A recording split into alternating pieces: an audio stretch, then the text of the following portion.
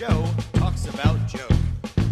And now, your host, Joe Slepsky. Hello again, everybody, and welcome back to Joe on Joe. It is me, your host, Joe Slepsky, and we're back this week with another fine episode of You on Joe. I hope everyone listened to last week's Jamie Sullivan interview. That was really great. Got great responses from that, and it was fun to just get back into the interview saddle. You listeners, this is the C.H.A.O. podcast where I've covered, every episode of the Sunbow Show, all the DICs, all the extremes. We've also covered all the issues of the G.I. Joe Marvel Real American Hero series. So look back in the archives, find whichever episode or issue you love, and hit play on that episode. It'll be there for you. I'll sit in your ear like a nice, comfortable little G.I. Joe on your shoulder. So this week we've got a very fun episode. I sat down to talk with Darren Howlett of WhiskeyJack Toys. That's right, the company that is bringing you the legends of the Hidden Force. They've got a new Kickstarter going for the upcoming line of villains called C.H.A.O.S, which is just that. It's very villain-centric, and it's about building villain armies. And these are 3 3/4 inch, totally articulated figures, just like the original Joe line, that are very, very compatible with the existing Joe toys. And so for all your dioramas, all your play sets, all your play times, these are really, really great, cool third-party editions that will pair very nicely. They've got their own backstory. Very interesting stuff. If you're not familiar with it, if you are familiar with it, then you know it's quality product. And they look fantastic. So their Kickstarter that Darren's running, it ends on November 23rd. So as you listen to this podcast, and we're in your ears talking about it, you need to go to Kickstarter and visit it. Just, search for WhiskeyJack Toys, or, Legends of the Hidden Force, that kind of stuff. Do those searches. You'll find it on Kickstarter and give it a look. If it's something that suits your fancy, give it a backing. And if not, share it and tell your friends. Speaking of telling your friends, we need you to tell all of your friends about our wonderful sponsors, the Movies in a Meal podcast. They are, they're covering all the latest movies, all the latest genre TV shows. I did it, gang. I went and I saw Terrifier 3 in the theaters. I felt gross. I felt dirty. I've watched all the other Terrifier movies. They're gross. I watch them on, like on my phone or my tablet, kind of in the comfort. Like it just feels wrong to watch them in a room with other people. And yet there I was at the Grove out here in Los Angeles watching Terrifier in a room pretty packed with people. If you like slasher movies, they're right up your alley. It's gross. It's unrelenting. I'll say this though, like the special effects, the real practical effects, they're really well done. Like it's very visceral. There's no hope in those films. There's nothing redeeming about those movies. But I was like, you know what? Let's do this. Let's see what this is all about. Experiencing a Terrifier film in the company of other people. I don't think I'll be doing that again. However, if you want to hear what the our friends over at Movies in a Meal podcast are listening to and what movies they're sharing with other people, I hope they don't talk about Terrifier 3 because it's just a revolting experience. Not that it's a terribly made movie. It's just hard. Those movies are hard to watch. So throwing that out there. However, I will caveat this with, I'm sure they're talking about the Penguin. Penguin is probably one of the best TV shows going on right now. You all need to check that out. So please give our sponsors, the Movies in a Meal podcast, give them a look. You're going to be happy you did. While you're on there subscribing to their podcast, you can say hi to me at Joe and Joe Pod, Facebook, Twitter, and Instagram. Send me an email to joeandjoepod@gmail.com, just like our guest today, Darren Howlett, did. And we got in touch and we got him on the show. You too can be on the show, or you can just say hello and we can become new friends. I'm always open for that. Happy Halloween, everyone. If you've got any G.I. Joe centric costumes, share those on Instagram, share them on Twitter. I'll retweet it. We'll do all that good stuff. And man, I just appreciate you guys. If you want to help support the show, you can go to patreon.com/JoeOnJoePod and do so that way. Or you can just go to the Patreon and check out some of the episodes that aren't normally available on the feed. All kinds of stuff going on. But today we are talking about the Legends of the Hidden Force. Really great conversation with Darren up in British Columbia. So let's jump on in, tune in, and lend me your ears for some talk about C.H.A.O.S, the new line of villainous 3 3/4 inch, bad dudes. So you're a fan. You're into G.I. Joe. You're into collecting toys. At what point in that process do you go, I want to do this. I want to make my own. uh, I, in all honesty, the genesis of it. Okay, I've never really thought about this, but the very beginning, I had this friend. His name is Scott McDonald, and he was my best friend's other best friend, and we were probably 8 or 9 years old. And So that's like Summer George. Yeah, I absolutely loved G.I. Joe, and I went to his house, and he and his brother had taken apart all their Joes and created their own, and that was mind blowing to me. Not necessarily the construction swap, but they'd made new characters, and I was like, "You can do that? Like, you can make your own characters. You can make your own." I was like, "I want to do that." Yeah. Like, I want to do that. And I didn't necessarily start swapping all my figures, but I started modifying them enough so that I would make new characters. And by the time I was probably about 11 or 12, I was like, that would be the coolest job ever, is to make toys of my own, make my own action figures. And I sort of parked that.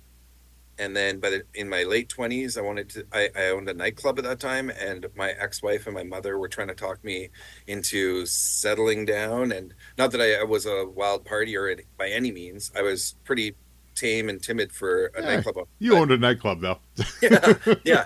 And they were like, well, what are you going to do next? And I said, I would only sell this if I was going to go into toy making. And they both laughed, and they both ridiculed me for quite a while. Bear in mind, this is my wife and my mom. Well, yeah, I think that's, you also prefaced it with X. So we're starting to learn why. Yeah, exactly. And so a few years passed, and unfortunately my mom passed away, and also my ex-wife and I had broken up. And I realized, it just dawned on me one morning, I was like, there's no one in my life telling me I can't do this now. So why not? And so that was probably late 2013, and I started pursuing how to do it. Or yeah, about that. That's, I mean, if I backpedal a little, so great. Yeah. Oh no, we're gonna backpedal. We're gonna backpedal. Sure. Yeah. Right. No, I was gonna say, if we backpedal a tiny bit, Marauder John and I were friends, and through multiple other friends, we were friends of friends, and a couple of years before. So when I still owned the nightclub, I was still married. He was trying to start up a toy line before the Marauder weapons. And he was looking for somebody to invest in it, and I did. And unfortunately, that line ended up never coming to fruition. But that was it. I had the bug. Yeah. I was like, okay, I got to do this. This is what makes me happy. So that's, those moments in your life are few and far between, and they don't always come for everyone. Or if they're there, the people don't recognize them. So whatever it is, whatever dream you are chasing, to see that and to go after that is very admirable in my world. Well, I really admire that. I feel lucky. Yeah. I feel lucky to have recognized what it was that makes me happy and be able to pursue it. I've stumbled all the way. I've never made the perfect step, but even through the stumbling, I'm happy. My life, my life has enjoyment in it, so long as I'm getting to do that creative side of what I want to do. So you've previously put together Kickstarter projects for Legends of the Hidden Force. That's right. And we've got Eagle Force and Impact. Yeah. Was Legends your first one, or what was the first one? That was it? Yeah, Legends. Yeah. So far it's Legends of the Hidden Force and C.H.A.O.S, and then the other two are coming up pretty quick after. Oh, okay, great. And C.H.A.O.S, by the way, listeners, is Darren's Kickstarter that is focused on villains. We're going to have you tell us more about those. It ends November 23rd, 2024. So if you're hearing this, looks like you got about a month to back it. Get in there early, get those, get the levels up, get momentum put behind it. So Darren, tell us about C.H.A.O.S. It's just villains. Are they in the, like, storyline wise? Are they in the Legends of Hidden Force world, or are they in their own thing? Sort of. I mean, I don't want to give away everything, but I would say for the Tease time us, being, tease us, baby. yeah, everything in Legends of the Hidden Force is its own thing. It exists in its own place. Uh, Whereas Chaos, you're going to find that has some ties to other toy lines we do down the road, but Chaos is also sort of set up so that it can interact well with other toy lines or other brands. It's set up to be very collaborative with people I have no idea who, but if it becomes a comic, there's baked right in. There's ways and means of crossing over with other comics, or Sure. yeah. So, but Chaos is I've been describing it as at first I was just calling it like supervillains Game of Thrones, but it's kind of like a Legion of Doom meets Game of Thrones, where you have all these small groups and one guy who's brilliant and endlessly wealthy, Killjoy. He's tired of being foiled by his nemesis, and he said, he has the brilliant idea that why doesn't he take all these other people that he's seeing that are constantly being foiled? They form a team and take out each other's nemesis, and it works really well. And then he starts reaching out to small groups and sort of integrating them into Chaos. And over time, he has 12, 13, 14 groups, and then they all start infighting. So we're sort of seeing that at the stage where the toy line sort of launches at the point where that's starting to happen. These groups have just all joined, and there's a lot of tension. That's what happens. You put a couple villains in a room, man, infighting. Exactly. It's Exactly. honestly, Lucas was onto something when he said there's only 2 Sith at a time. Yeah. Because you get 3 in the room and there's trouble.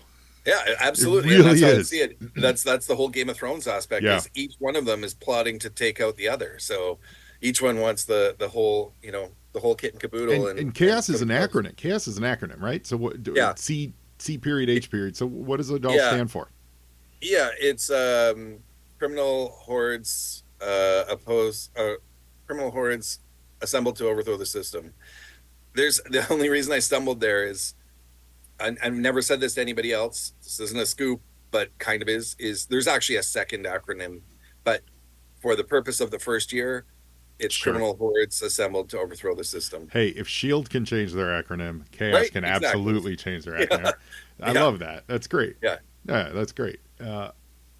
So this seems like a long history of love of articulation and 3 3/4 action figures for you. Yeah, absolutely. So Absolutely. going way back Yeah. when you first saw those GI Joes, Yeah. roughly what year? Like when were you born? What year? Yeah. So I saw them in 1982. I saw them in the first year. Okay. I remember precisely where I was. I was in a mall in Victoria, which means nothing to you guys, but We represent Canada. We represent So- British Columbia down So there. we had a toy chain back then called Toys and Wheels, and it was in every mall all across Western Canada. And right out front of Toys and Wheels, they had this display for GI Joe figures, and I literally dropped to my knees and was pleading with my mom and was like, "Oh my god, these things are the most amazing things. These are like," Yeah. and she's like, "Why do they war toys now?" And I was like, "No, you don't see what I see. Like these things are amazing." Anyways, it took many more trips and cajoling with my mom before I ended up getting some, but I was in love with them at first sight. That's I great. knew right away that I wanted them. Do you Yeah. remember any which were there a specific figure, or was there a specific, do you remember any of the, like you fell in love with Snow Job, or was it Yeah. Breaker, Oh, that's or funny you mention him. So yeah, I desperately, when I saw them all, yeah, my favorite was probably Breaker and possibly Flash. Mhm. Those were the two I just was like, these guys are awesome. Yeah. And sorry, and then let me just put that in a drawer so it doesn't bother us. No, that's okay. Yeah, so Flash and Breaker, I think, and then but I still wasn't allowed to buy them. And then my parents' friends stayed over one night and they used my bed, and I had to sleep on the couch. And then when they left, because my mom they were verboten, they were forbidden, they were not allowed in our house. And Dave, my dad's best friend that had stayed, he whispered as they were leaving, he's like, "Hey, go look under your pillow." I'm like, "What?" So I ran upstairs, looked under my pillow, and there was Zap, and I was just like, "Oh my god!" And so my mom's conceded, and she said, "You're allowed, you can receive figures, but I'm not buying you any, and you're not buying." So Dave, Dave is Yeah. the candy man here. Oh yeah, he's awesome. Yeah, Dave's your hidden, your yeah, origin drug dealer here. yeah, yeah. There it is. And then so I convinced my Oh, grandmother that's to take me great. to the store to buy one, and she said okay. And we went down there, and I went to buy Flash and Breaker, and I got there, and there was Airborne and Snow Job, Oh, and I'd never seen. I was like, what the and so I guess I just, that was at the time of the refresh for the next wave, yeah, and so I got those two, that's and great. and that was it. That was the beginning of my Joe collection. And what two great figures to see where previously you were exposed to, pretty, even though obviously Flash has got that great, Yeah, the great red, baseball jersey thing yeah, going on. But it's everyone's green, and you're in your head, yeah, you're thinking military green, green. Then you yeah, show up and you see Snow White, and yeah, then Airborne's outfit, which is an all-time design. yeah, Just yeah. this all-time great looking Absolutely. figure, and He's that still that one of my must have favorite blown your figures mind. ever. Yeah, Yeah, yeah. He's still one of my favorite figures of all time. Yeah, I love that guy. so great, so great. So Yeah, what did your end up your what how big did your collection get? Like what, big, big? big. So I got to, it was probably about, I want to say 87, 88, and the pressures of high school, junior high school. Sure. I think I was coming out of junior high, going into high school, and everybody all my friends were like, "Dude, you need to get over your GI Joe."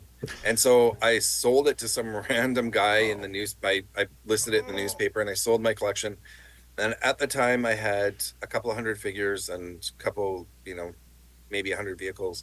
But it turns out that that guy that had just moved to town and bought the collection for his kids, he was my principal. A month later, I met him as my principal. Oh wow. And so, yeah, so he had my toy collection, and I didn't start an adult one until 97, and was there on the first days of eBay, the first days of the internet, really, Hmm. and realized I could buy the collection I used to have off the internet, It's and great. and I did, and then that's when I had the massive collection, Yeah, like were you able to 5,000 figures. oh well, so you must have put together a pretty complete. Yeah, Yeah. yeah. Do you still have those, or have you have No, you trimmed no, down? those in the divorce, how all the assets got sold. So Oh, yeah, even Mhm. even under the polite rules of Canadian law, they still took your yeah, GI Joes. yeah. No, yeah, they had to go. Oh, Um, so now have yeah. you gone back and put them together for a second time? I've slowly, like, I desperately would love to have the collection I used to have. I really would. I Yeah. mean, just enamored with action figures, but I just reasonably don't have the room or display So, space. So, but also so once you start creating, and yeah, once your brain, once that collector brain shifts to the collector creator brain, I think there is something that happens where you go, I oh don't yeah, necessarily need to gather more thoughts and more of yeah, other people's concepts. I can start taking that energy, and yeah. whatever resources, money, No, space, absolutely. and put it on my own thing. Yeah, I've tried to explain that to so many of my friends.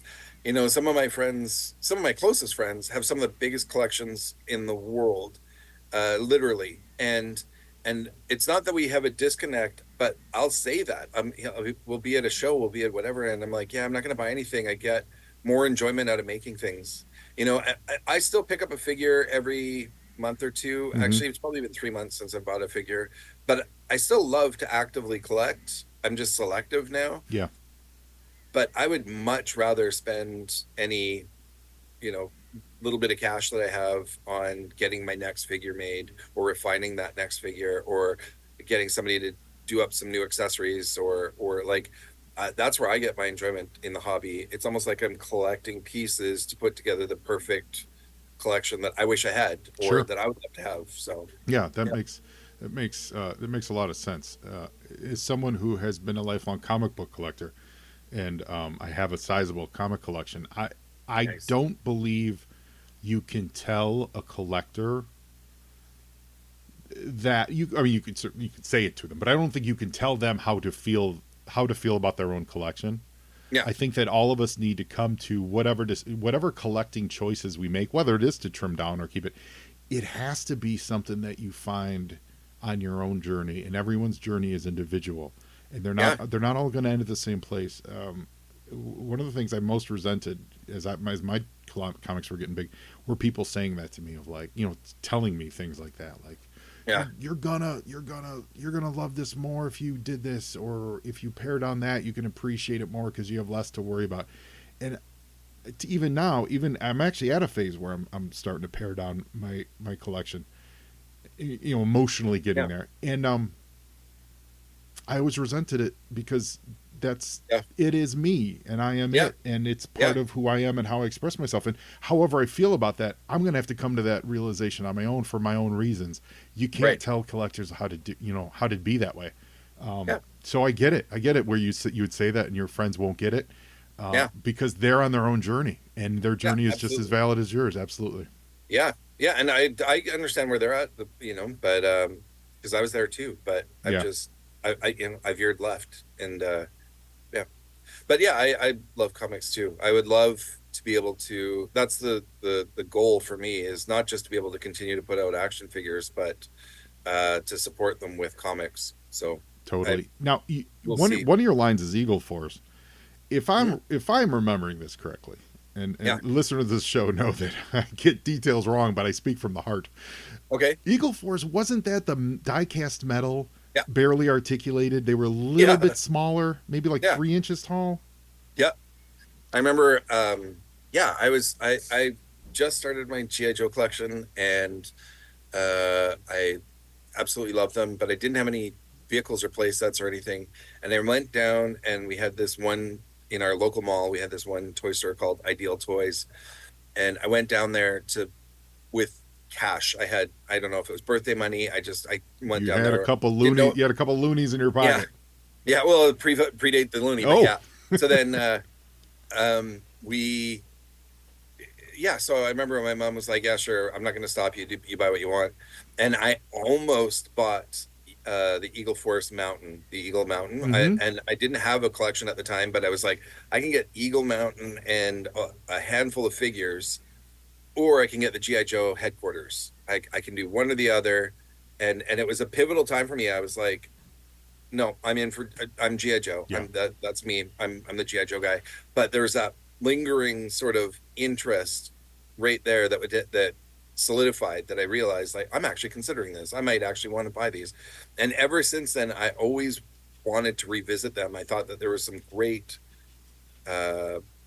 things there that needed to be explored or to be had fun with. Mm-hmm. And yeah, I've loved Eagle Force for ever since then. And I remember talking to Bill.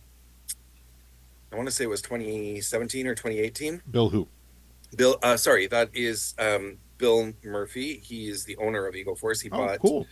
He bought Eagle Force from, I want to say it was, I'm assuming he bought it off Marty Abrams from Mego. Okay. I know that he legally Oh yeah, owned. yeah. That was Migos. That was Migos Yeah. line, because Yeah. weren't they the same size as the like General Zod that Mego did? Isn't that like Yeah. the same? Remember those, like they called them? I think it was just generic superheroes. Oh yeah, There was yeah, like a small yeah. Superman and a General Zod Yeah. figure. I think they were close to size. I don't know if they were the exact same. But Yeah, very okay. Yeah, that all makes Yeah. sense. So I was talking to Bill, and at the time, like I said, I used to have a different toy company, and we got talking, and it wasn't really going to fit. And I was like, I'd love to do something with you with Eagle Force one day. And he was like, yeah, maybe. And so I was like, ooh, holding on to that glimmer of hope. And over time, with another friend that I was working with at that other toy venture, I said, why don't we develop a pitch and see what Bill thinks? Maybe he'll give us a license or whatever. And so we did, and unfortunately it was poor timing because Bill had just promised another friend that they could have the Eagle Force license for a period of time. And that was fine. But I expressed to Bill I was super interested, and if it ever came up again, please to consider me. And yeah, and then he and I actually, our friendship strengthened over the next few years, and we had a couple of sort of talks about long term and what we both saw for long term. And when the license came up again, I just approached him and I was like, "Hey, it's not I don't have a new pitch for you. It's the exact same pitch from before. Like, can we put this into play now?" And he was like, "For sure, let's do it. Like, go for it." So that's where we're at. Oh, it's great. Bill So is that also, Kickstarter hasn't that one hasn't kicked off yet. that's right. And that actually won't go to Kickstarter. Oh, That okay. Bill moved into recently into some sort of a, I don't know the actual definition of it, but he is with Big Bad Toy Store. He's Oh, okay. part of the management crew, and so that Shout one's out. yeah, that one's going to go through Big Bad Toy Store. They're developing a new, essentially a crowdfunding platform for internally, Oh, and cool. Eagle Force is going to be part of that. That's great. Yeah, I'm on the side of I love the crowdfunding projects. They yeah, yes, they tend to be it's just broad stroking it. They tend to be yeah, a little more expensive, yeah, but what it does is it gives people like you and me these deep cut yeah, figures or toys or or play sets or vehicles that like you'd never get sitting yeah, on a Target shelf. You're yeah. never going to see that stuff for 15.99. So here's a Yeah, Kickstarter that you can get for $30, and you're like, yeah, that's right. okay, I get that. Yeah. Yeah, yeah, and you're right. It's a perfect place for some niche product that would normally otherwise not get made. Mm-hmm. Um, and yeah, and I don't know how much life it has in it. I do believe that, there's at least a couple more years of just the general crowdfunding that we see right now. But I also feel like anything else, it's going to mutate or change or Yeah. grow in some other way to be a little more palatable because it just will. I mean, people are starting to get a little leery and weary of crowdfunding, and unless there's a new way of presenting it or a mutation, a growth of it, it'll just end up falling to the wayside. Interesting. What do you think? What things do you think people are getting tired of these days? I don't know. I think that people just, and I don't have a solution. I'm not like secretly sitting on the magical Oh, answer, sure. but Yeah, yeah, yeah. I think that generally speaking, people don't like the wait time. Um, That's true. they like to get excited about a product, but then they want to see that product soon. Yep. And the realization is, or the reality of it all is, toys take about from concept, not even from concept, from ready to go to actually being produced. It's well over a year, Yeah. and we have to somehow shorten that gap. Uh, and then I think crowdfunding will have found its niche, or it'll be Hmm. strengthened. It'll be a lot easier to swallow if we can narrow that gap to like 6 months. That makes a lot of sense. I know for comic books, I've seen a lot of people recently basically give the advice of, in comic books, obviously are a Mm, much smaller mm, price point for the creator to actually right. spend the money first. But really, some successful Kickstarters have made the advice of pull the money out of your own pocket if possible. Yeah. Get the product done, then do Yeah. the Kickstarter and fulfill, Yeah. like say within a month of the Kickstarter ending, because Yeah. that's when people's brains are on it. That's when they're thinking about it. They're going to feel more fulfilled because they're going to even literally remember that they backed it. Yeah. And then you get that money, and then that pays you back, but also funds the next one. That's And right. it's like starting a lawnmower. Yeah. And maybe that's something that Big Bad can Mm, help alleviate. Like if they can be the lawnmower yeah. that Well, my that certain Kickstarter, that certain creators kind of join in yeah. on, that could help. That might be able to help the process. Sure. Yeah.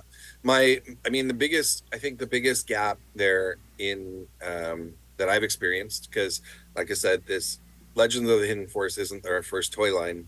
It's just the first one that everybody knows about. Mm-hmm. But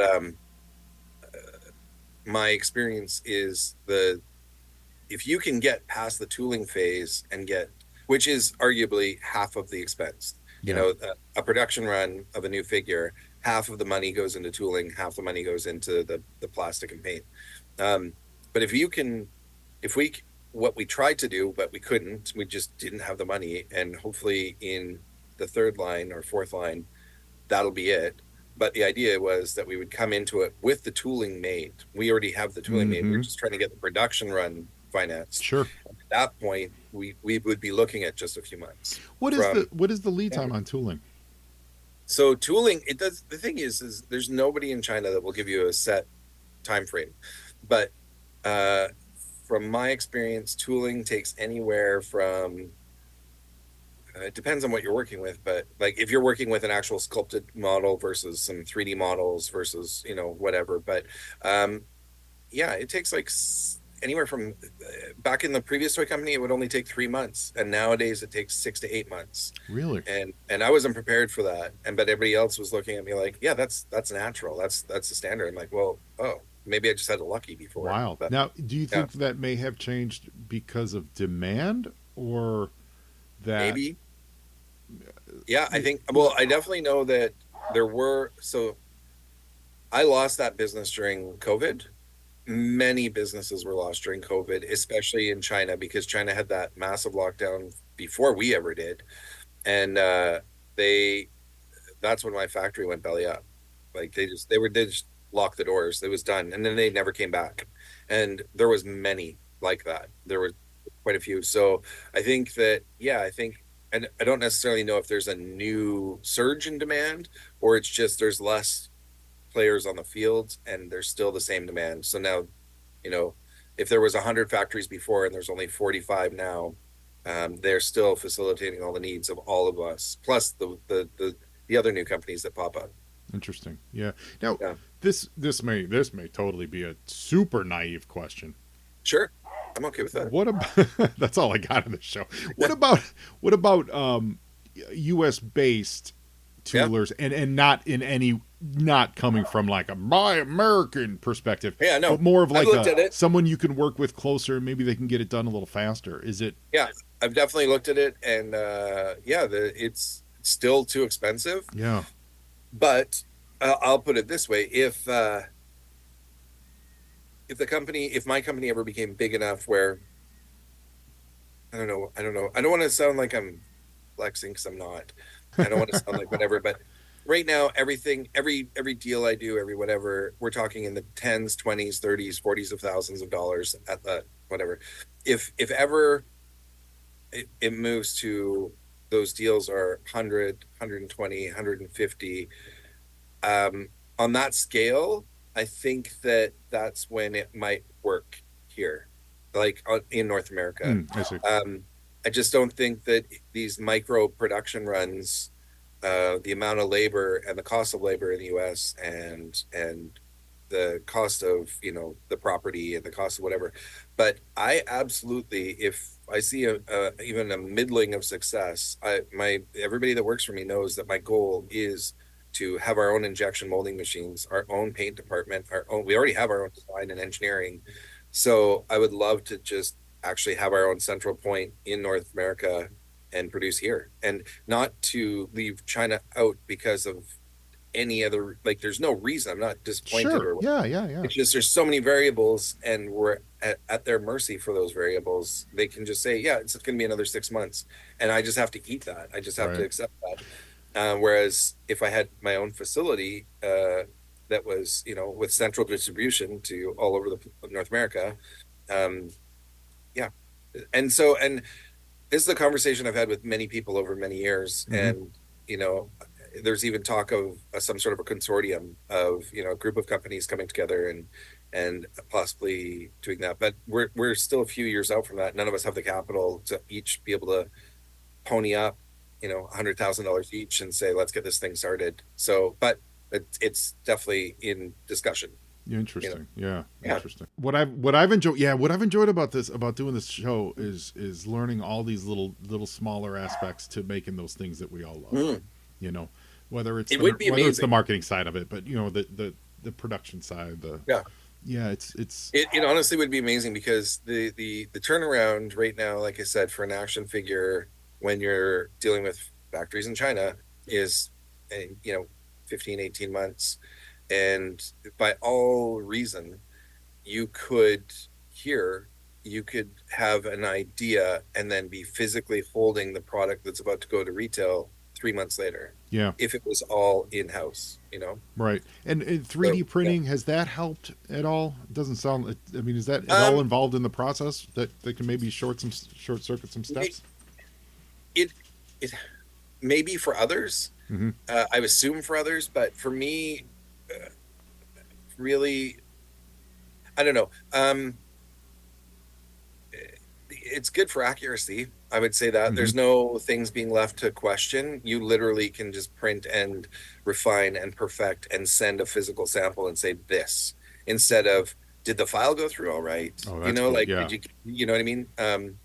So there's that. That's definitely helped. But otherwise, not really. I mean, and also it's fun to be able to sit, like, we printed off a whole bunch of samples of our figures and handed them to our friends that so graciously painted them for us. Hmm. And that's that. There's that. Well, That's that's great cool. to be Yeah, able that's to your own hold the private. samples in You have your hand. own private collection of extra special Yeah, figures. Yeah, yeah, that's pretty wild. yeah. Um, And it definitely helped us being able to have physical things that people could touch at all the shows that we did, where instead of it just being either a digital or conceptual, people were like, "Oh, yeah, this figure is great." yeah. Are your finished figures they the more traditional? I don't know the term for the plastic, but like more traditional hard plastic, 3 Yeah, 3/4, or the newer ones yeah. that we've seen come out of Hasbro where they're a little softer, more malleable. No, no, they're not the softer malleable. They're definitely like traditional. I think the only thing that we had to do was more like the 2000, like the 99, 2000, 2001 Hmm. era, where they had that slightly softer, more malleable forearm and maybe the head. Yeah. And we had to do that because we added articulation to the arms and we added articulation to the head. So they have a little bit more PVC in there than normal, Cool. and but that also helps them retain paint. But otherwise, the wrists, because we added like swivel wrists Hmm. that go around. If we hadn't done that, there'd be no catch, and the hand would just constantly fall out if it was just straight hard plastics. Oh, neat. Yeah, so by just adjusting the plastic mix a bit, yeah, there's some catch there. That's great. Now, is that the kind of trial and error that you figure out, or do your partners over in China help you with that? No, but apparently they could have. I found out after. They have a whole engineering department that's eager to go, and it was like, oh, well, we spent 8 months figuring this out. So yeah, yeah, How does it do they have pretty good translations?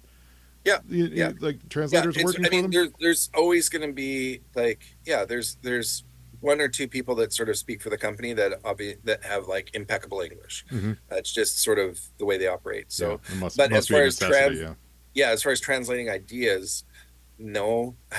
um, we sent very, very, very clear ideas, not ideas, written on paper, every single paint code, every single everything in super clearly for every figure.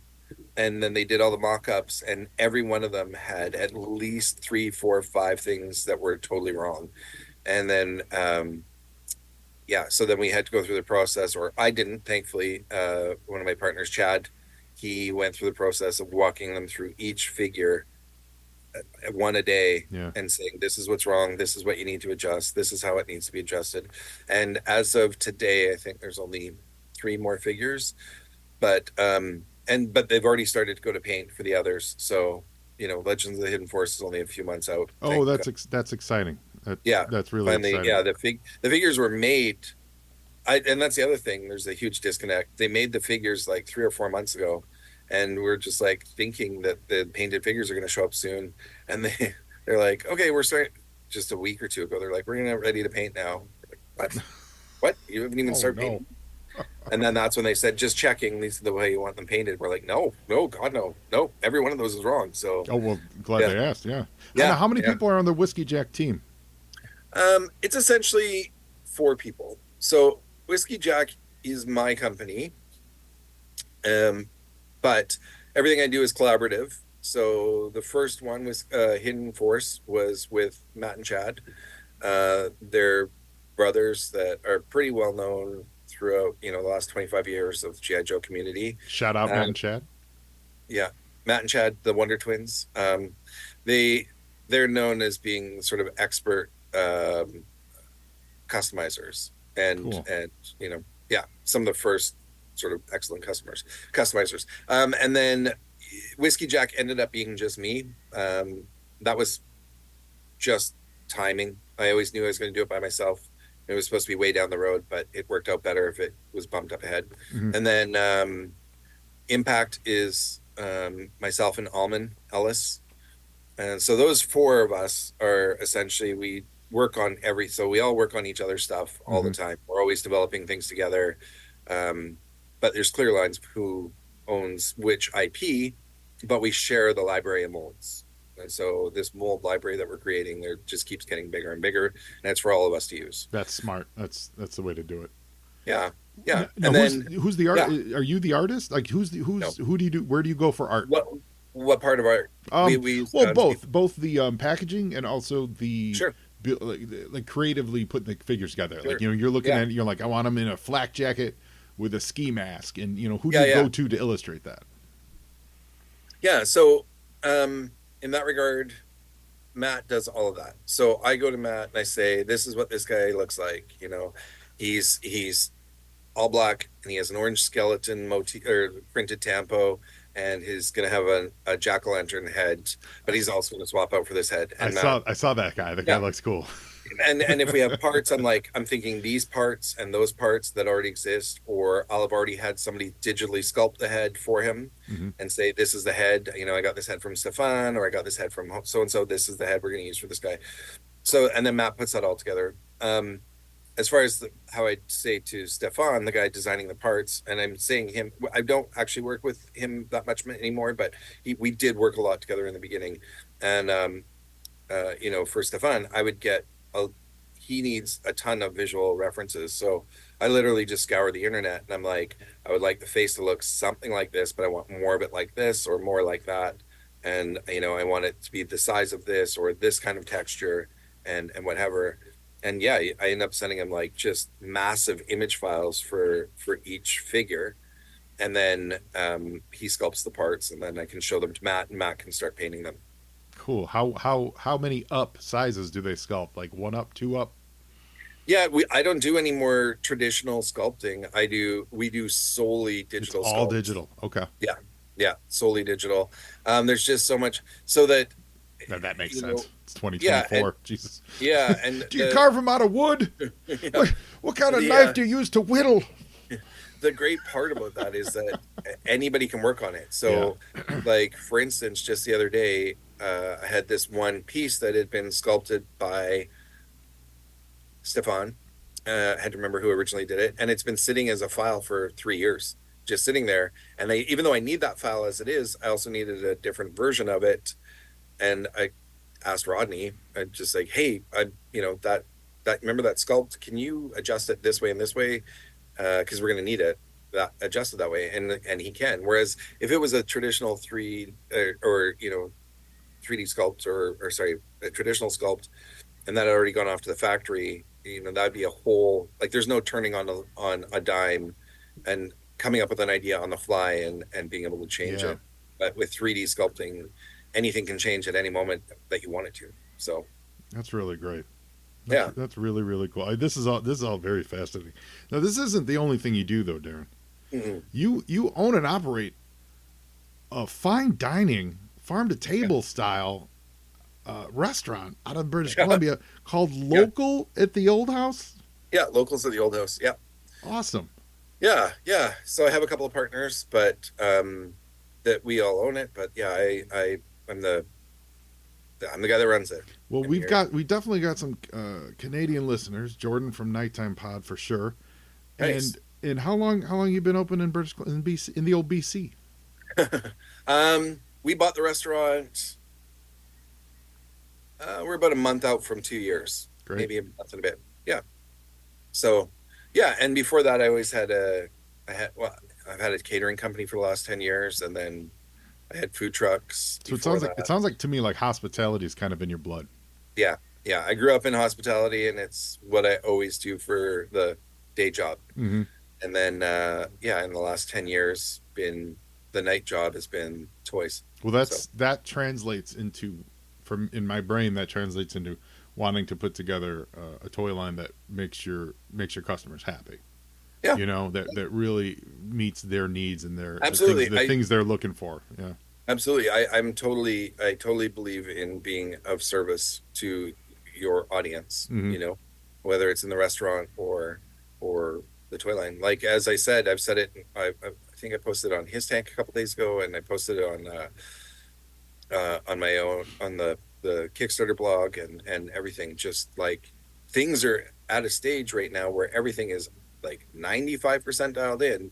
So if you have a concern or an interest, or you want to see something adjusted, let me know, Yeah. and if we can still look at revising that. And actually, somebody that's been really championing us, I want to say his name is the Dark One. Okay. He's been just a fantastic, shout out to him if he's watching. Shout He's out been Dark One. he's been really rallying a lot of people together to sort of back this. Um, but he made a comment. He was like, the waist piece on 4 of the figures you've shown just doesn't fit. And honestly, we made them in a certain order and waited for certain sculpts to come in, and 3D sculpts to come in, and those were just oversights. And I realized, yeah, those weren't their final waist. They were never meant to be. Mm, And until he pointed it out, I didn't realize that we hadn't revised those. So we went back in and revised those. But that's what I'm saying is, great. anybody can comment, and it affects change. I'm here trying to provide figures that you want to buy.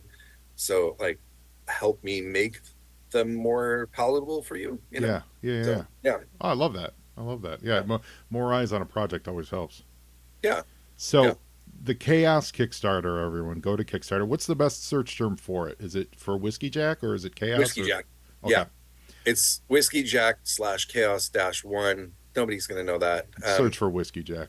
Just search for Whiskey Jack. Yeah. Yeah, And Chaos spelled C period H period A period O period S period.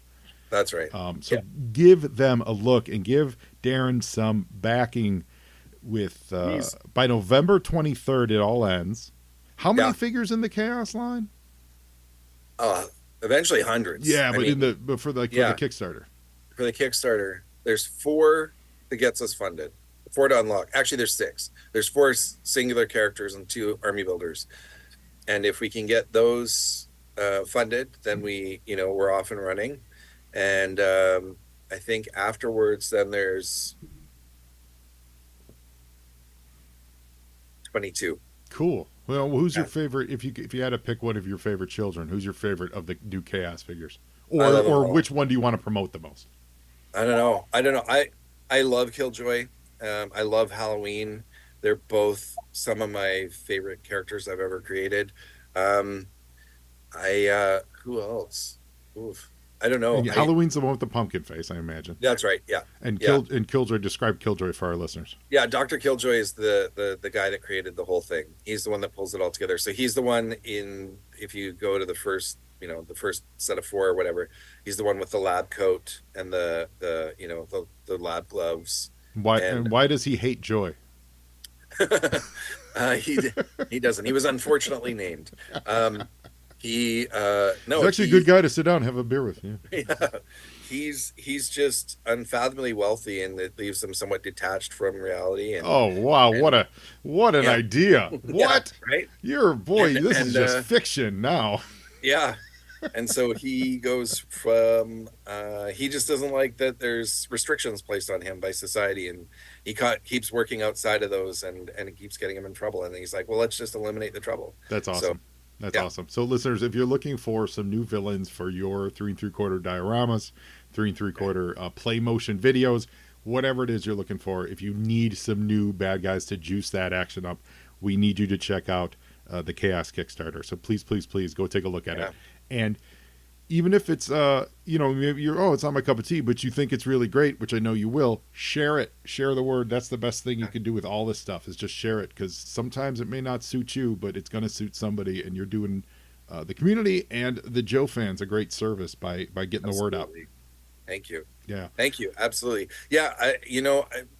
Not that you asked, but you just put images in my head from when I was younger. When I was a kid, all my friends had a Cobra Trooper, Uh-huh. or Cobra Trooper, Cobra Viper, Cobra Officer, Yeah. and those were their Cobra ranks. And I was obsessed with. I was like, no, like, there should be 30 of these guys. That, like, that's, to me, it's not heroic that my five-man G.I. Joe squad goes in and kills or neutralizes 3 Cobra Troopers. Yeah. That's not a challenge. I wanted my 5-man squad to go up against 30 guys, and that's a challenge. So and you that's were an army the builder. heroism. You were an army builder from way back, is what you're saying. Oh, immediately as a kid. So to me, when I was creating this line, I was like, what would make the kid version of me happy? And it was just that. It was like, if I was playing G.I. Joe and those were the only Cobras available to me, I would wish there was more bad guys for my good guys to fight. Or if I was playing, whatever I might be playing, I always liked the idea of the bad guys had to outnumber the good guys. Otherwise, the good guys they weren't overcoming any obstacles or odds. I like that. They were,